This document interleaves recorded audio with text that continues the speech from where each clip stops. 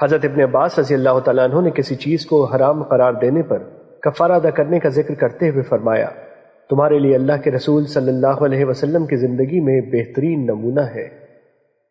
مشکوٰۃ المصابیح حدیث نمبر 3277۔ حضرت عائشہ رضی اللہ تعالیٰ عنہ سے روایت ہے کہ نبی صلی اللہ علیہ وسلم حضرت زینب بنت جحش رضی اللہ تعالیٰ عنہ کے ہاں ٹھہرا کرتے تھے اور وہاں شہد پیا کرتے تھے۔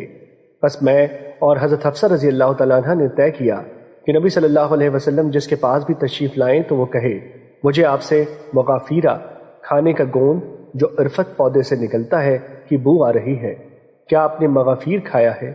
چنانچہ آپ ان دونوں میں سے کسی ایک کے ہاں تشریف لے گئے تو اس نے آپ سے یہی کہا۔ آپ نے فرمایا، ایسی کوئی بات نہیں، میں نے تو زینب کے ہاں شہد پیا ہے، میں دوبارہ اسے نہیں پیوں گا، اور میں نے حلف اٹھا لیا، تم کسی کو اس کے متعلق نہ بتانا۔ آپ اپنی ازواج کی رضامندی چاہتے تھے، چنانچہ یہ آیت نازل ہوئی۔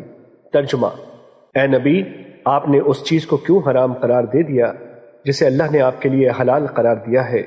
آپ اپنی ازواج کی رضامندی چاہتے ہیں۔ مشکوٰۃ المصابیح حدیث نمبر 3278۔ حضرت ثوبان رضی اللہ تعالیٰ عنہ بیان کرتے ہیں، رسول اللہ صلی اللہ علیہ وسلم نے فرمایا، جو عورت بلا وجہ اپنے خاوند سے طلاق کا مطالبہ کرے تو اس پر جنت کی خوشبو حرام ہے۔ مشکوٰۃ المصابیح حدیث نمبر 3279۔